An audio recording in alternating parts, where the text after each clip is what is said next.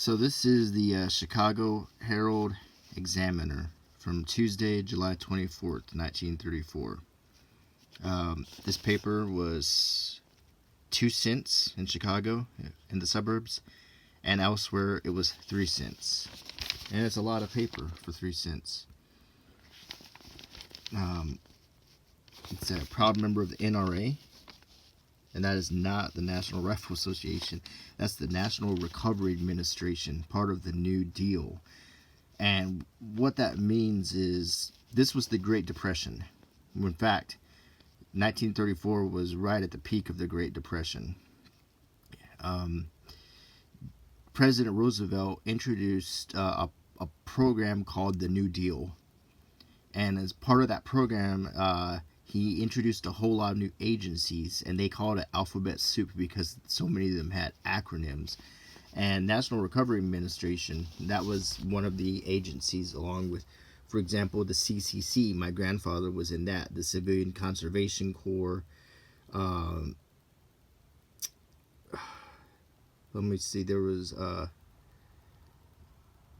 NWP. There was so many national works, and they invented jobs that actually were really beneficial. Like, they hired professionals who were out of work to go and do research on history, and the federal government paid for it. There was a lot of really great opportunities forged by the New Deal. So that's what that means. Not to go off, not to spend this whole video talking about the New Deal.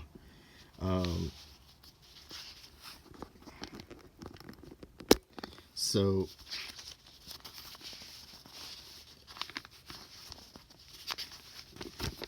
actually, I got 2 editions here.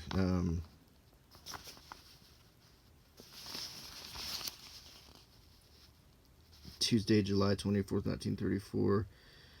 Actually, this is the edition that goes inside. So it's the same date. It's just an insert. I thought I was lucky for a second. Apparently not. But let's go ahead and unfold this really large newspaper here. And on the cover, there's a really morbid picture of the body of John Dillinger, or supposedly the body of John Dillinger. John Dillinger was a gangster from the crazy 1930s. This same year, Bonnie and Clyde, Babyface Nelson, and Pretty Boy Floyd all died the same year, 1934. And I want to say even maybe some of the Barkers, Maul Barker and so forth, and I think Machine Gun Kelly was arrested. But around this time, there was a national gangster craze, because all the banks had shut down. You had all these bank robbers, bandits, and they became folk heroes. John Dillinger is obviously the most famous one, so I'm sure you've heard of him. There's a movie, Johnny Depp played him, and what was the movie? I can't even remember what it was called, but he was a bit too old, in my opinion, to play John Dillinger. But I think it was still a really good movie. In fact, I thought period-wise it really captured the 30s really well. There was a lot of dispute as to whether or not that was really John Dillinger who was shot in that alley next to the Biograph Theater. They said that after they recovered the body, they said that he'd had plastic surgery because it so much did not resemble John Dillinger. And there was terrible rumors that they killed the wrong man and John Dillinger escaped. I don't know if that's true. The body, this profile tends to look like him, but other pictures I've seen of the body don't look like him. Let's read a little bit of the story here. It took 15 federal agents, all expert gunmen, to get Dillinger. And they got him, by surprise, thanks to a woman's tip that he was to be in a certain theater, a tip supposed to have been well paid for. It was no detective work. Dillinger was killed as he had killed others, without a chance of escape, like a trapped coyote, and now he knows if he knows anything, that as a profession, crime does not pay. Like other conspicuous bandits, Dillinger was rather stupid and decidedly conceited, a small brain with a big opinion of himself. He had the asymmetrical face of the typical criminal, one eye higher than the other, a face badly formed. His death was inevitable once the national government took an interest in him and offered large cash rewards. The reward system seemed to produce results. There would always be somebody ready to sacrifice Dillinger's life for $5,000, just as he was ready to kill anybody for less than that. There's a lot of things wrong with that story so far, and I don't know where to begin. Number one, Anna Sage didn't turn in Dillinger because they paid her well. She turned in Dillinger because they threatened to deport her.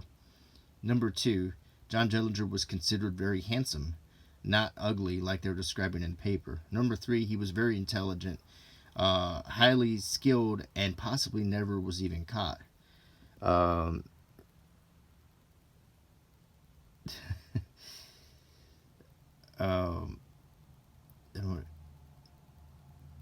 And at number four, the last point I want to make is there's no proof that Dillinger ever killed anybody. Possibly one policeman in Chicago, but that's even widely disputed. It's believed now that he was like the gentleman bandit who never killed anybody.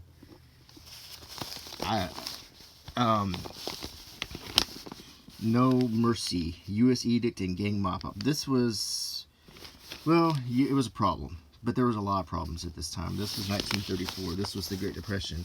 But they were literally gunning down these outlaws. They shot Bonnie and Clyde by surprise. And just consider this. Bonnie and Clyde were kids. Look at a picture of Clyde Barrow. He looks a lot like Tom Holland. He looks like a young Tom Holland. Bonnie and Clyde were incredibly young. Tiny people, and it's gunning them down was bad publicity. And think about it today, if our government was just going around gunning down all these people. So I know that they were committing crimes, I'm aware of that, but still, it was a brutal time period to live in. Heat will keep grip at least another day. Relief hope dim. Bishop's body found in creek. What's this? Glacier Park. The Right Reverend William F. Faber, Bishop of the Episcopal Diocese of Montana for 24 years, was found dead today in Paradise Creek, 2.5 miles from the Two Medicine chalets in the towering Rockies of Glacier National Park. Park rangers and workers, campers, and Civilian Conservation Corps men, that's the CCC, had searched for the bishop since last Friday. He disappeared on one of his customary strolls. The body was found by Ranger Clyde Foley wedged between two boulders on the shore of the stream. Wow. Weary old Father Dillinger comes to claim son's body. Scene of death made a bazaar. The spot where Dillinger was slain became a great bazaar yesterday, with gabby youngsters to tell you eyewitness stories for a coin and loudmouthed men hawking handkerchiefs and bits of newspaper stained by the desperado's blood. On the scene of Chicago's most famous spot in years gathered thousands of the curious who proved eager bait for the scheming sidewalk spielers. For a quarter you could buy a scrap of paper which they said had been dipped in Dillinger's blood for 50 cents. And we're going to continue this article.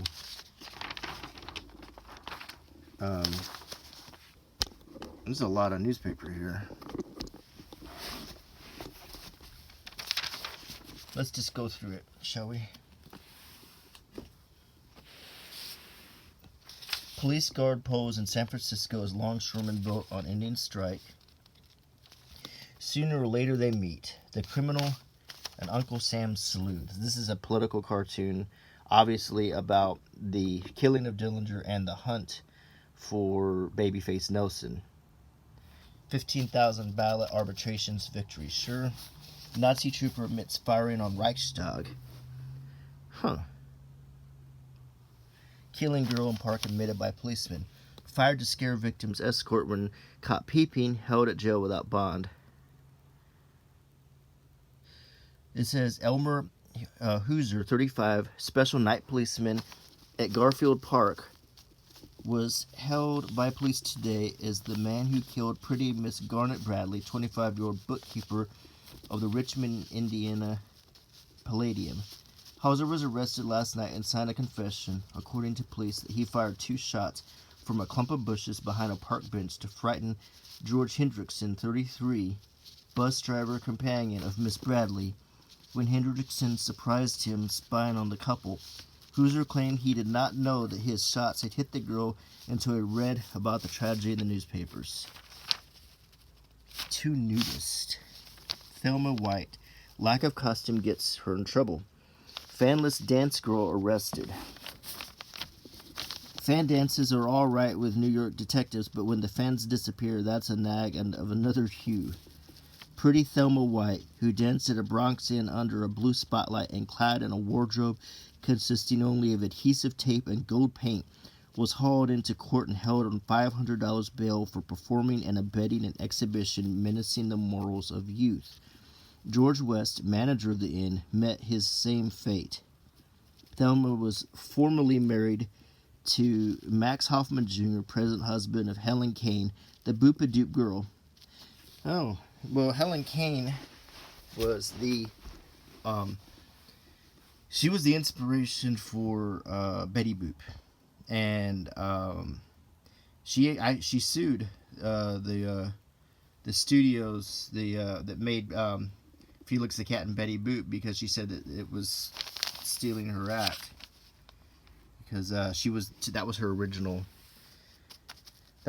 thing. Yep, Prohibition's over because now you can buy a bottle of Cavalier distilled dry gin for 95 cents. GOP plans brain trust for campaign. I was talking about strikes. The Washington Sideshow. 1936 Army budget. U.S. answer to London airplanes. Yeah, World War II is heating up too, by the way. This is Jim Micromatic razor and blades for shaving. Cracked wheat bread, 8 cents at A&P. Cocoa Nog, which is like eggnog with chocolate, 19 cents. It's not Christmas time, it's July, but Mino and Rose reported not in need of aid. Raquel, a millionaire bridegroom, guarded. Reason is mystery. Kidnap threats reported. Actress stays inside. Home 10 days. Can't say anything. Raquel Torres. So she was an actress in 1934. Candy girl who wed prince may ascend throne. Husband, leader of India's Mohammedans in line for principality. Let's see. Mae West, angel off the screen, declares rector.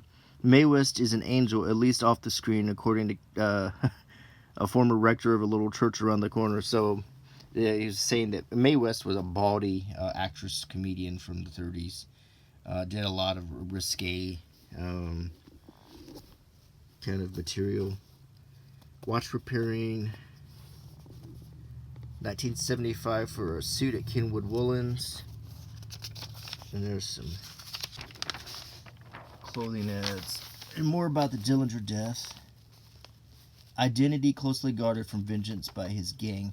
The outlaw woman's companion escaped almost under escort of U.S. men, says witness. Yeah, it was Anna Sage was the woman who fingered him. Trap reported sprung by blonde girl in red dress. The lady in red. Dillinger's death spurs search for gang survivors. Nelson, new public enemy number. They're talking about Babyface Nelson. The other members of John Dillinger's gang were Homer Van Meter, Babyface Nelson's wife. Babyface Nelson's real name was Lester Gillis. That's him. He went by George Nelson. He was very young, and his nickname was Babyface. He was known for his cruelty, his temper. Genius helped Dillinger to stage raids. This is J. Edgar Hoover. He's on his way to becoming the head of the FBI. Screen drama portrayed end of criminal Manhattan melodrama was what he was watching with Clark Gable, and yeah, it was a gangster movie. If your breath has a smell, you can't feel well.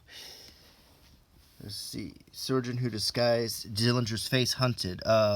Here's where they're talking about it was a plastic surgeon who changed and altered his face, which it does seem a little bit suspicious. It really does. That the person who was shot looked so little like Dillinger that they came up with a story that he was, no, it was him, but his face was altered. High spots in Dillinger's career started on a farm and finished in an alley.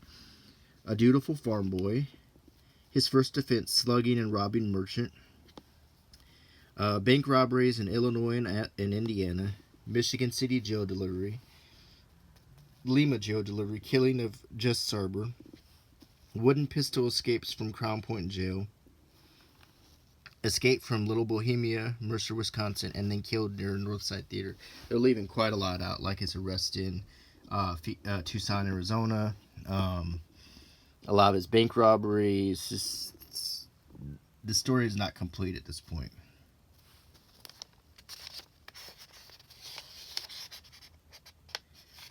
I mean, everything is about Dillinger. It's almost as big news as, like, the assassination of a president.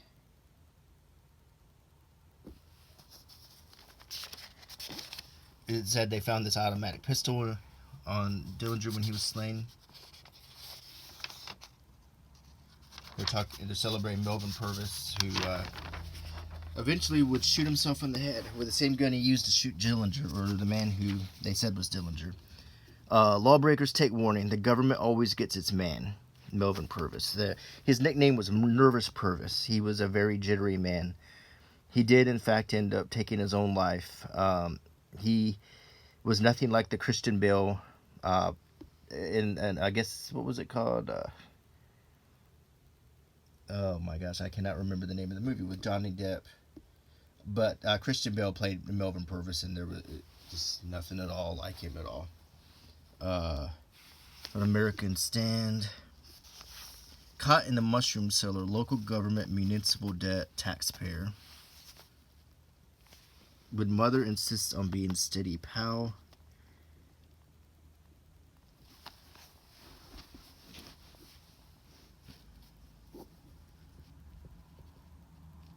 And this is kind of some pro facts about the government. We were trying to maneuver out of a Great Depression at this time, so the news was generally like, we're fixing everything, we're taking care of the gangsters. Let's climb the one underneath the house. So it's a funny cartoon.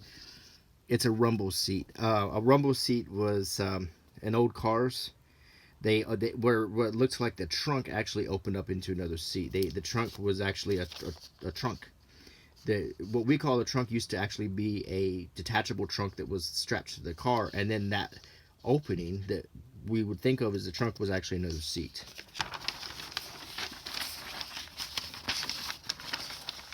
Here we have Dickensiana goes to Our Pretty Heads. They're trying to do a little comeback of Victorian fashions here.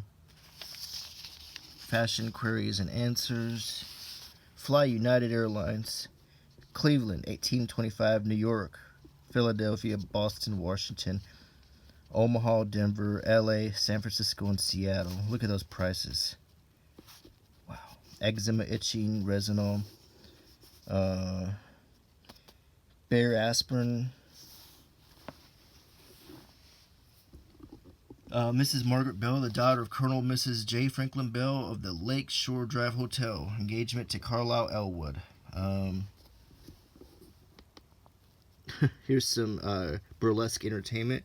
The greatest entertainment event of the fair, Sally Rand in her new bubble dance with her own all-star show at the Italian Village. That looks a little racy. Here's another thing to think about. In 1934 was movies before 1934 could have nudity, sexual situations, bad behavior, and so forth. That changed with in 1934 with the MPAA, and that's why if you watch movies before 1934, they're called pre-code. It's also called the Hays Code. And the thing is they dictated to Hollywood about what kind of material could be in movies. But as you can see, in 1934, a lot of the entertainment was bawdy, racy, or sexualized. Which is, if you watch movies after 1934 and then through until about the 60s, it might be surprising if you see the movies before 1934. The stuff you could see. Seeing Stars by Feg Murray.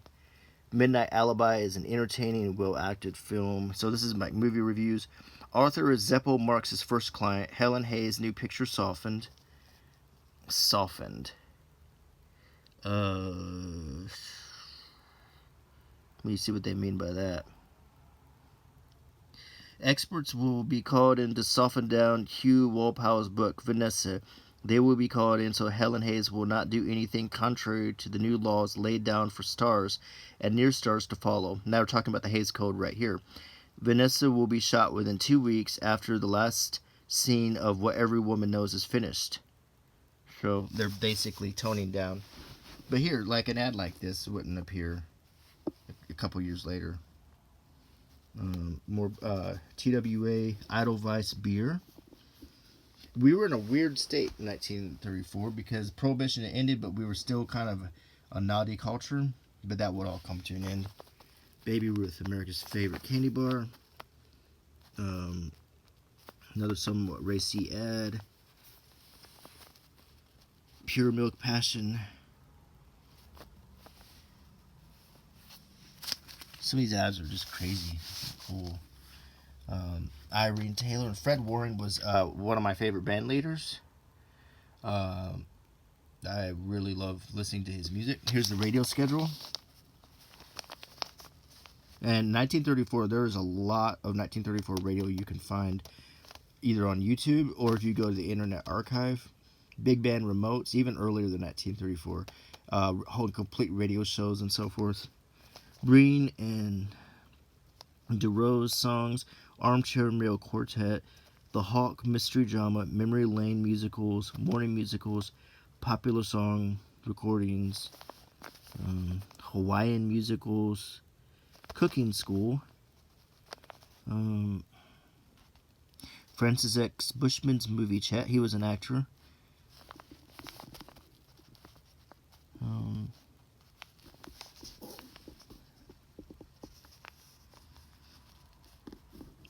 Mary Madcap's Variety.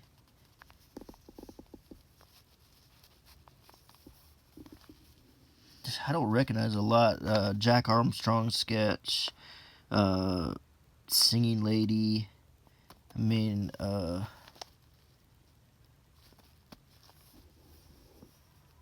yeah, I don't... Lum and Abner. That was kind of famous. But this is before Jack Benny and before...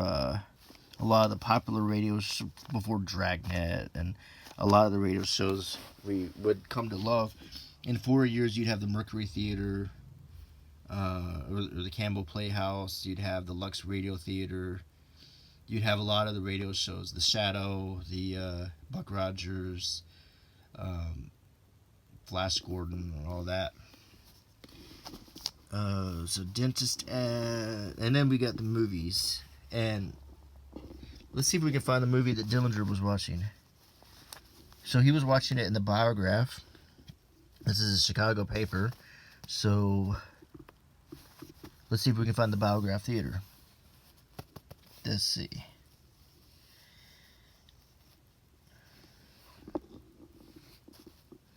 Ronald Coleman and Bulldog Drummond Strikes Back.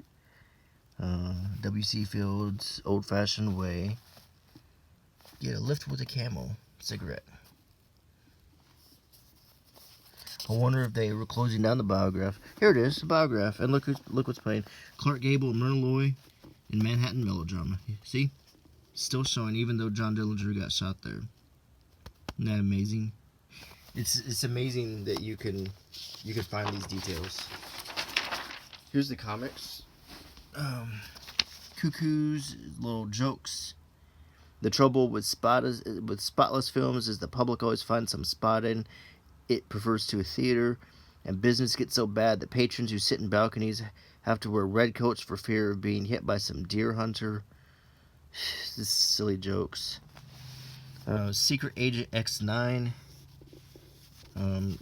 Tunerville Trolley. Bringing Up Father. Mickey Mouse, the comic strip from Walt Disney. Way Out West. Tilly the Toiler. Some of these I remember from my 1929 paper the other day. Blondie. Dumb Dora. I was in that one. Barney Google. Dave's Delicatessen. That's the next part of the paper. More like the lifestyle section. And telephone Randolph 2121. Phone numbers were in those days. Phone numbers were given with a name and then four numbers. So like it would be, what's your number? I'm at Keystone 1212. That would be KE. And then you would dial the four numbers. So they would use the letters and to help you. That's why letters were on phones, along with the numbers. So 3 CC workers, John and Park Lake. See, my grandfather was working in the Civilian Conservation Corps at this time, but I mean, these guys were working hard. He was out in the woods doing lumberjack stuff, I think.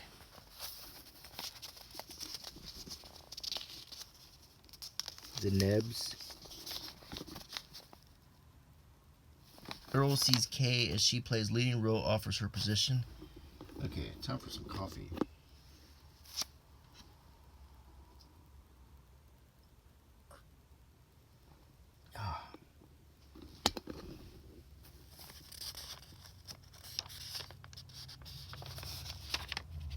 Children admit Johnny Boy, 7. Duluth, Minnesota. 4 small children had confessed today that they pushed Richard White, 7-year-old African-American boy, into the ship canal here last Thursday and let him drown. It is unlikely any of the children will be prosecuted, as under Minnesota statutes, a child under 7 years of age is held unable to commit a crime. That's a terrible thing to read.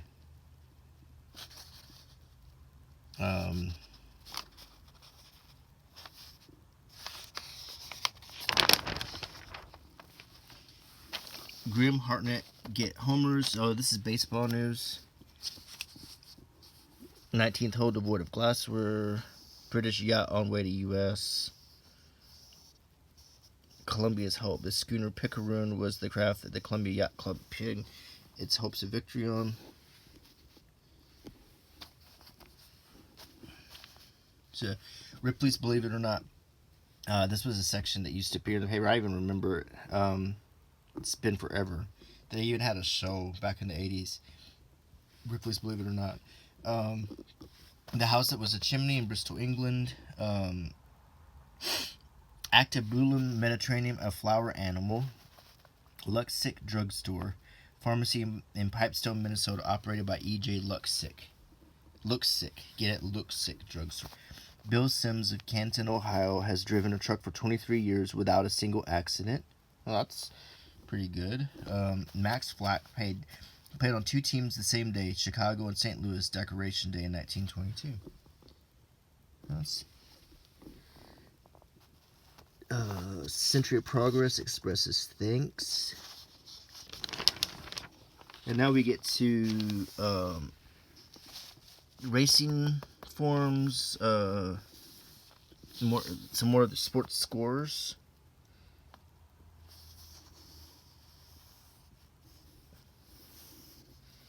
Some ad for whiskey. And then now on this page we have death notices and what ads, classified ads, as they're called.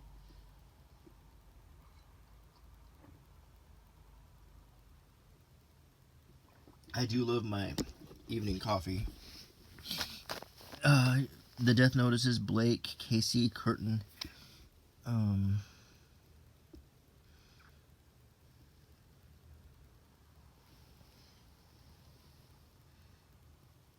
And then the want ad index shows you the different kinds of want ads: lost and found, machinery and tools, mattresses, real estate, loans, business opportunities. Lost and found. To losers, if you're listed in the telephone directory, you can charge your advertisement by telephoning Miss Rose of the Herald and Examiner Lost and Found Bureau. If you're a finder, a permanent record is kept of all lost automobiles and articles reported to Lost and Found Bureau. Found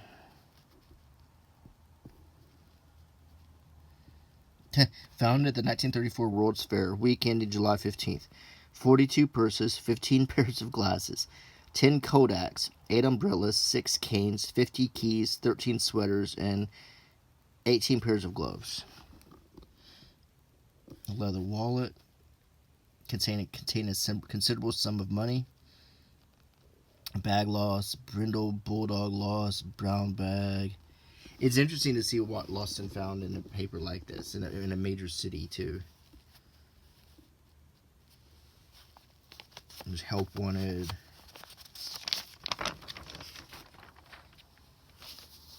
And here's a directory of rooms, hotels, and apartments to find yourself a flop to sleep in for the night. Housekeeping, maids.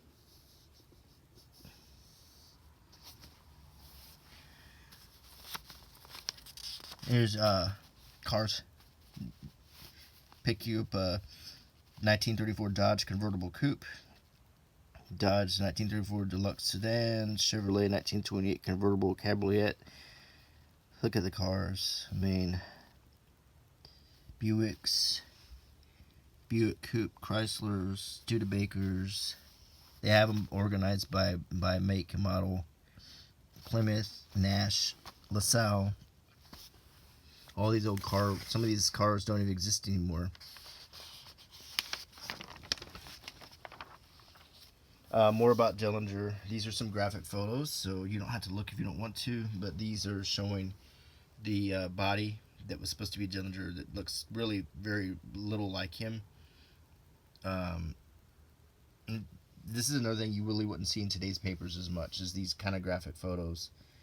But I'm not totally convinced that was Dillinger. There's a game. 1,600 women meet tonight in Movie Drive. So today's crossword puzzle.